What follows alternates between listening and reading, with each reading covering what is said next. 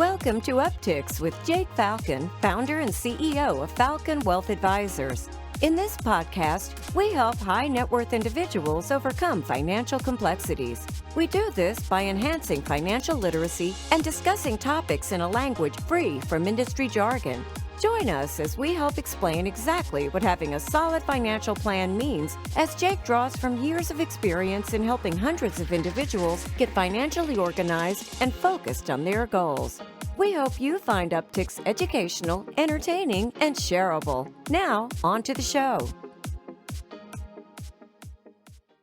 Welcome back. This is episode 187, Love Your Retirement with Samantha Lane. Hello. Samantha, thank you for joining me on the show. Thank you for having me. It's great to be here, Jake. Yes, and as retirement planning is one of our niches and is also your niche, I thought it'd be perfect to bring on a coach to our show, because a lot of people, especially in conversations I have, always think about the money, but I think it's so much more when you're facing retirement. That's why I thought it would be a perfect opportunity to kind of highlight some of the things that you do for your clients. But before we dive into that, why don't you share with our audience kind of your background, like where you're from and where'd you go to school and things like that? Sure. Yeah. Well, just to say, it is so much more. And I'm so glad there are advisors out there like you who know that. So thank you so much for the invitation. Okay, a little bit of background: psychology major at the University of St. Thomas up in St. Paul, Minnesota. And I ended up staying up there for almost 9 years. But I didn't know when I was going to college that coaching was a profession that I could pursue. I just wasn't really feeling the licensed therapeutic, master's route. So I dabbled in some teaching and teacher's assistant and some different things like that until I actually found myself at a place where I needed a coach. And I just happened to know a woman I was close with. I nannied her girls a couple days a week. She was going through her coach's training and said, "Hey, let's trade. You coach me, I'll watch your daughters." And it worked out great.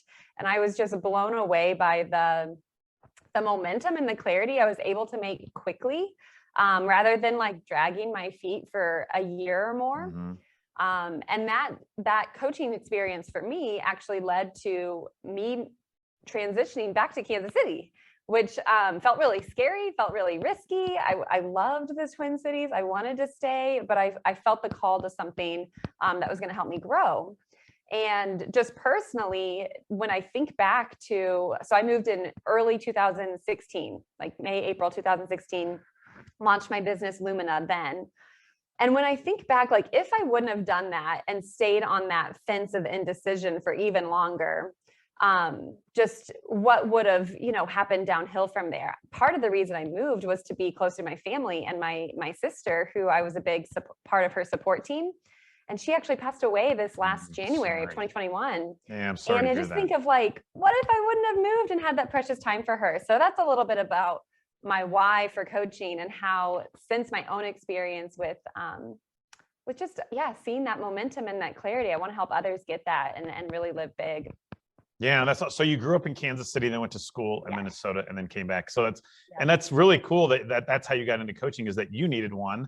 You saw how empowering and transformative that can happen for somebody, so you got into it. Mm-hmm. So Lumina Coaching, like you mentioned, is the name of your business. So you just celebrated 5 years now. Of coaching. Coming around 6 in May. So I think it's fascinating though, because I hear a lot of coaching, for maybe teenagers that are struggling with school or the social dynamic, or executives that are stressed out. I think a lot of people think that retirement is supposed to be sunshine and rainbows. Yeah. Why would they need a retirement coach? So I think I'm fascinated by your niche. And maybe can you go into a little bit of detail of why you chose retirement to be your focus, and maybe why people in retirement need a coach or pre-retirement need a coach? Yeah, absolutely. Well, so as I started out my coaching journey, I found these 8 dimensions of wellness from SAMHSA, the Substance Abuse and Mental Health Administration. And I just was like, wow, this is such a good way to look at a whole picture of life. And occupation is one of them, and financial is one of them. And as I continued to just evolve on my coach's journey, I realized that this retirement transition has a really unique way of hitting on every single one of those dimensions. And actually it's going to disrupt your life in a bigger way than sometimes people picture, because there is that eager anticipation.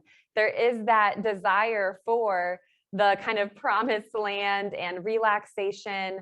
But what about that sense of purpose? What about our social wellness? Just all these different disruptions. And so I was just connecting with different professionals and realizing this unmet need for these retirees. And I think there are some resources and books that are starting to get a lot of traction. Like, okay, don't just focus on your finances. There are other parts out there, learn from me, someone who's retired and realize that it wasn't all the rainbows and sunshine.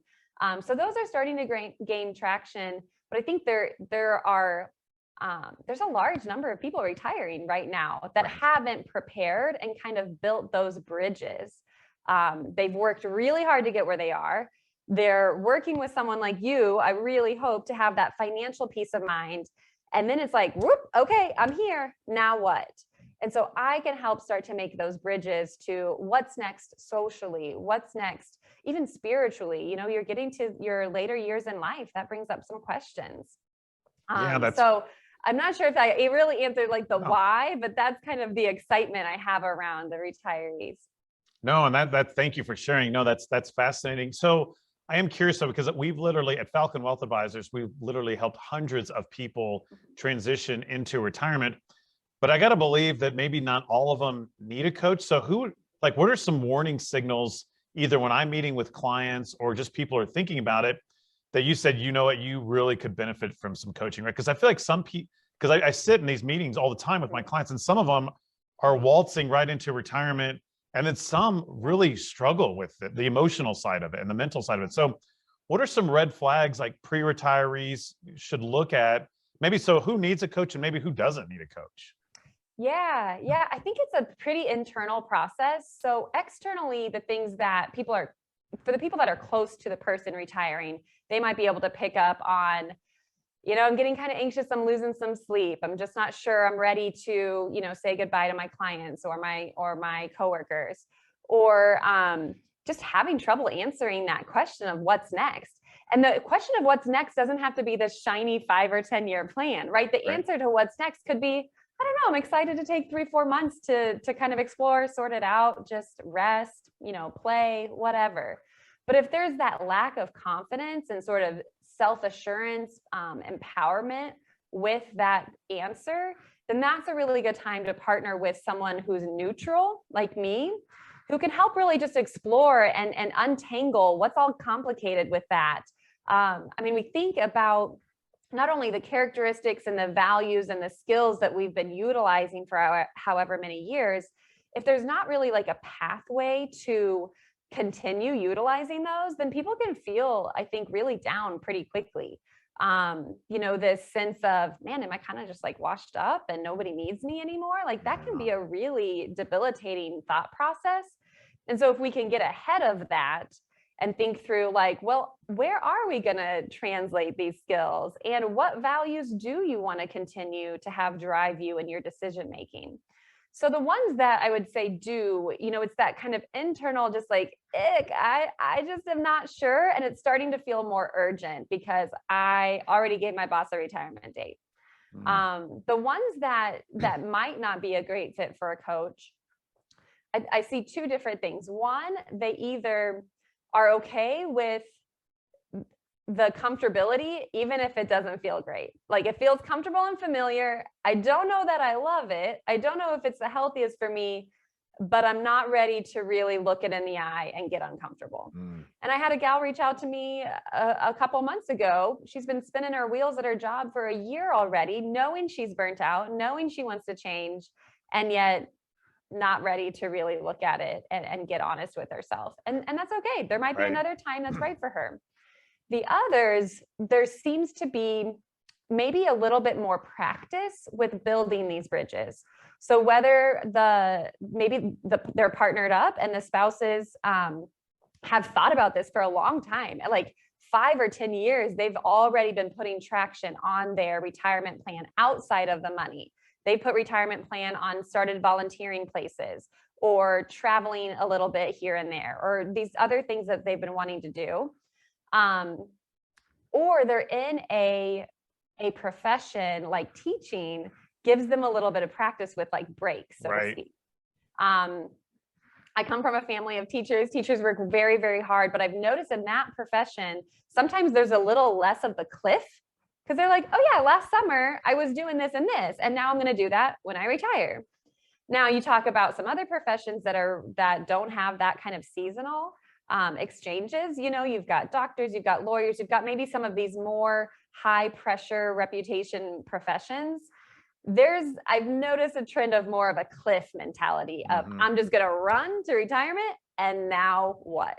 And I think those folks can really utilize, again, working with me, even like 4 to 12 months pre-retirement, to just start getting the wheels turning and some traction on those plans. Yeah, thank you for that. That makes a lot of sense. Now, we've used the word coaching here a lot, and I don't think a lot of people understand what maybe a program like yours would look like. So can you take me through, because, you know, I picture some coaches are like football coaches yelling at you, right? I don't think people want that. So what does your program really look like? So let's say someone says, okay, Jake, I am anxious about this, you know, and I've kind of done what I can do, because again, I don't do what you do. Right. And if I was going to refer someone to you, what could they expect as far as your program? Yeah, thanks for asking. So coaching is all about the combination of thought and action. If someone came to me and just wanted to get thought clarity, that'd be great. We could get some movement on that, but we also want to get some action. I mean, they're looking for some sort of growth transformation. And so we usually start with 9 sessions, a 3-month agreement, to just really create some space to not figure it all out right in the first 2 or 3 sessions, and have some time on your side so that you can put some of the action into place. Because again, it's not just about that thought, and you can start to get your feedback and say, okay, how'd that work? You know, maybe I do want to go call a couple places that I might be interested in volunteering. All right, bring that back to Samantha. Let's explore that. What did I like? What did I not? You know, and again, you just get this really safe place to explore. So 9 sessions is kind of the base starting point. I have people that then want to move to month after that. And you can coach for as long as you feel it's necessary. I mean, I've had people that coach for up to 2 years or more. I've had my own mentor coach for 4 years, because I know that there's more for me to uncover and grow with. And that's a, you know, personal choice for me. But there's not a program in the sense of week 1, we focus on this dimension. You know, week 2, we focus on this. It's really, really driven by the client's context and personal experiences and values and what they want. So there's a question on my intake as far as, how will you know we've been successful? Right? So you're really driving this agenda, and it's my job to keep that top of mind and support you with the powerful questions and the accountability so they can get the movement they're wanting. So it looks very, very different across the board. Did that kind of paint a picture though? Yeah, it does. Yeah. So I'm hearing 3 sessions a month over 3 months. I heard there's an intake form. So I guess if someone engages with you, you probably send them some sort of questionnaire so you can learn more about what they're looking for. And then it sounds like you kind of just customize the program to solve for what their anxiety or their issues are. Now, do you do this in person? Is it via Zoom? I mean, how do you normally, and how long do the sessions? It's actually via phone. Okay. So I've noticed that phone works really well, because sometimes people are like, do we really have time for this? This feels maybe a little self-indulgent. They're not used to talking about themselves for this amount of time. And so being able to jump on a 45-minute phone call, dive right in. We've got a call prep sheet, so you can get me up to speed ahead of time. That time, you know, can really be maximized to get the movement you're looking for, and not sometimes, you know, the niceties over coffee or feeling obligated to ask me about my life. You know, it's a peer-to-peer relationship in the sense that I am not the expert on your life. I don't come in with authority to say, okay, this is what I'm seeing and how we're going to fix it, or I'm not consulting. But it's not peer-to-peer in the sense that, you know, it's a ping pong conversation. I am all about my client in those 45 minutes, helping them to get to that next step of clarity. I've also noticed that phone, even though sometimes those maybe in an older generation are like, I would prefer to be face-to-face. I'm younger than them. And sometimes I remind them of their daughters. And so taking away that visual bias, I've actually noticed can really help people to be more comfortable, be more trusting, and recognize that, they don't need to take on sort of like an elderly role in my life or anything like that. That's fascinating, because normally you would think with psychology, you would want that body language, but that's actually really smart. You're basically putting a curtain on that, so maybe that they can be more honest with you and themselves, which I think is smart, actually. Yeah. Very good. So good. So they program, and then like you said, it goes month to month. That makes a lot of sense to me. So I have so many clients that are retired or are approaching retirement, and you've met with so many people and coached so many people. Do you have any common trends or maybe some tips that you can give some pre-retirees or retirees? Well, so I have a little bit of both, I would say. So one, the trend, it may sound a little vague, but people are looking for that self-assurance and confidence. They want to have some sort of internal or external validation that they're on the right path. And sometimes that's what we need to work through is who's right are we looking for? Who's right about what's next for you? And so, person after person comes to me feeling this sense of disempowerment, this sense of I don't know, and I don't like that I don't know, and I need help. And it doesn't always have to be something really like majorly profound, if that makes sense. It doesn't mean you have to be depressed and need to work with a coach or this, super tricky thing. Sometimes it's, I just want to have a sense of peace at night that I gave it my all today, or that I'm not going to regret this decision in 2 years or 5 years. And how do I internally make peace with that and externally take action if there's any to take? So they leave with that sense of, okay, I don't know exactly what the future is going to look like, but I feel good about how I'm showing up. That I would say is the biggest theme that I work through with clients of all ages. As far as tips, I would definitely say, we already touched on it. First, meet with your financial advisor, because when you have that that financial clarity and peace of mind, you've got some more space to work on the others. Because absolutely, retirement impacts your finances in a massive way. And all your life you've been saving, and now you're told to spend. And so having a trusted partner is step number one. And then I would say a neutral sounding board, like I mentioned. We've got people in our lives that hopefully we can go to with things that are important to us. But our partners, our kids, even our best friends are going to respond with their own bias and their own perspectives, which can be helpful at some sort if you're just looking to gather data. But to have a really neutral sounding board to help you sort out what's healthiest has been really powerful for people. I know it was for me when I was thinking through that transition to move or not to move. I'd say another tip is to give yourself a break on thinking through, like, what's my next 5 to 10 years? So, okay, that was my working years. Now, what do my retirement years look like? And just give yourself a break and having to pressure and plan and maybe narrow that into what is the next 6 to 12? What's just a healthy action today I want to take? Because these things will compound over time. You'll make new connections, you'll learn new things about yourself, and even just that space of being creative and a little bit bored, you'll be able to say, okay, what comes next? So it's not actually needed to figure out the next 5 to 10 years right now. Yeah, that's really good. I think people get overwhelmed by that because they always they say, Jake, I've been working for 40 years.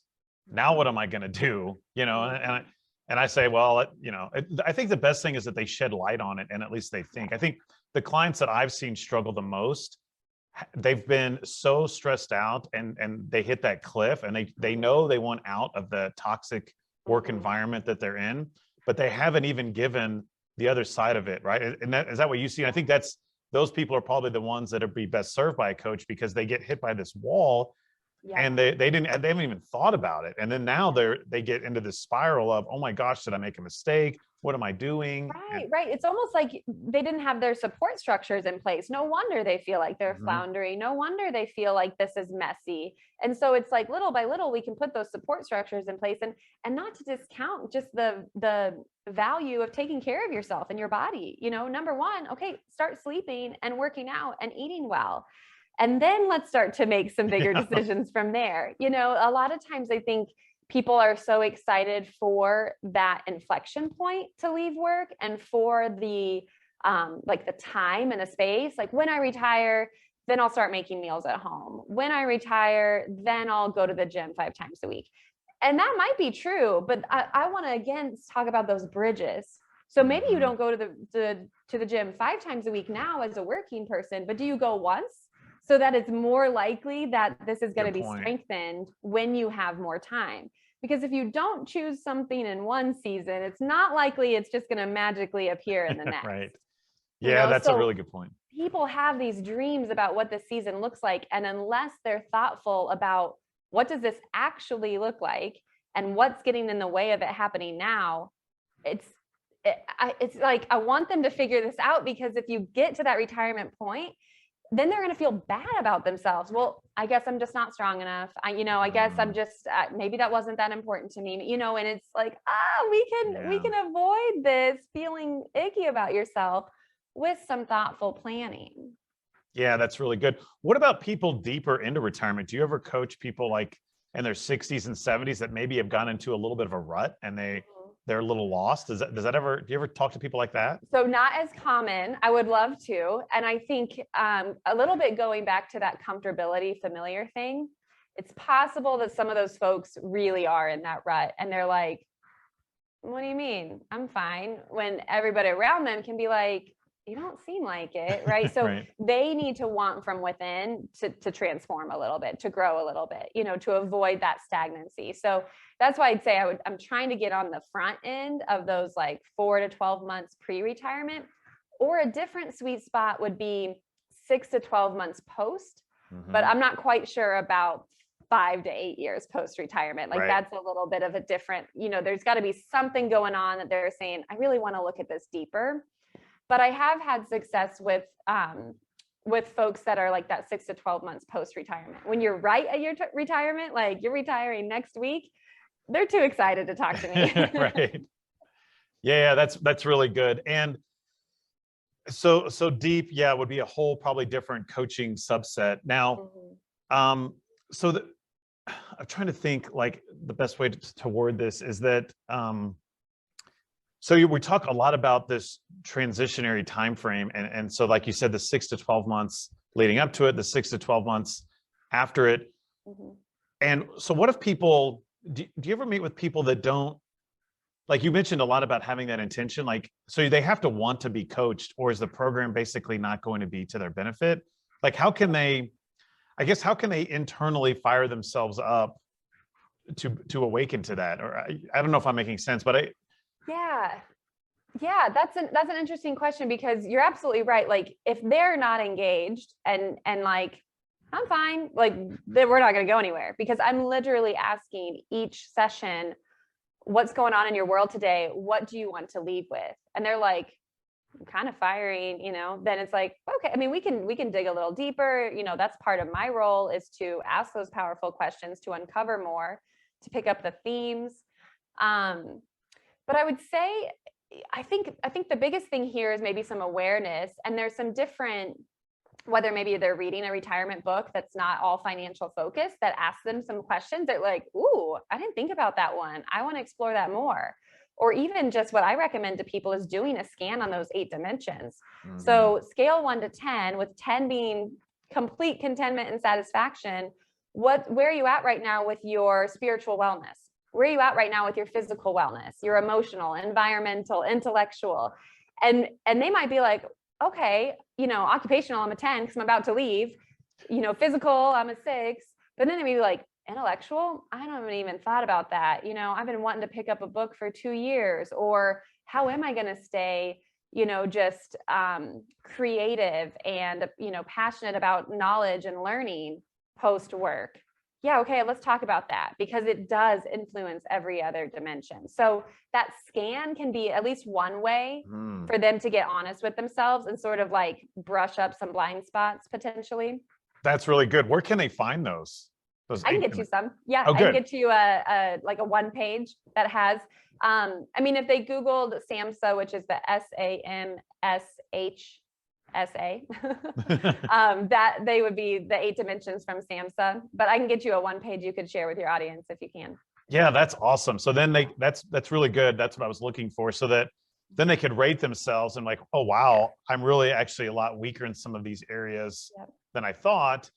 And if they do want to have self-improvement or feel better or love their retirement, maybe now's the time then they could say, okay, now I need a coach because I don't know how to fix these 3 or 4 areas where I'm weak in, and I want somebody to help kickstart that. You mentioned some retirement books. Do you have any recommendations for people that you love? Or just any general books, maybe?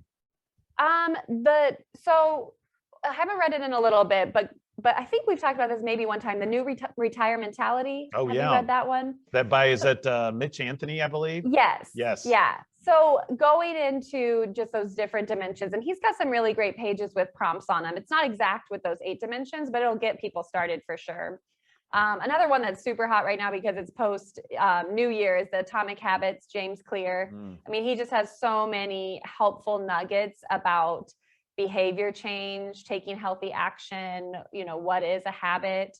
And these things come up quite a bit in coaching partnerships because people are so eager to make change. And some of them, I think my job is to like, okay, let's slow down. Let's actually think through this plan.